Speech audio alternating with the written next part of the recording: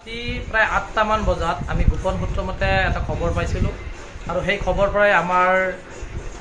পুৰাণীবুৰী আঞ্চলিকৰ সভাপতিৰ লগতে সকলো বিষয়ববীয়াৰ এটা সজাতি দল আমি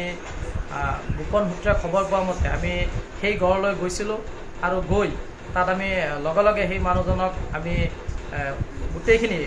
যিবিলাক নিচাজাতীয় সামগ্ৰী ড্ৰাগছ এইবিলাক আমি লগে লগে পাইছিলোঁ আৰু পোৱাৰ লগে লগে আমি মায়ং থানা ভাৰপ্ৰাপ্ত মহোদয়ক আমি অৱগত কৰিছিলোঁ আৰু তেখেতে আহি পেলাই লগে লগে আপোনালোকে দেখা পাইছে ভিডিঅ' দেখাই আছে যিমান পৰিমাণ বৃহৎ পৰিমাণ ড্ৰাগছ তেওঁ ব্যৱসায় চলাই আছিল বহুদিন ধৰি এটা ব্যৱসায় চলাই আছিল আমাৰ এই বৃহত্তৰ বুঢ়াবুঢ়ী পুৰাণীবুঢ়ী আজি মায়ংবাহী এলেকাত এক যুৱচামক এক বিপদৰ দিশে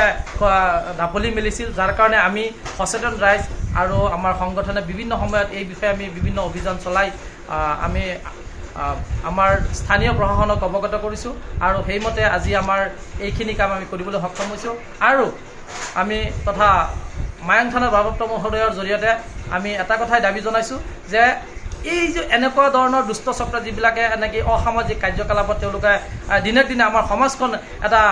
বিপদত পৰিচালিত কৰি আছে তেওঁলোকক যাতে কঠোৰৰ পৰা কঠোৰতম শাস্তি দিয়াৰ ব্যৱস্থা কৰে আৰু আজিৰ ঘটনাটোকো আমি তেওঁক কঠোৰ শাস্তিৰ দাবী জনাইছোঁ।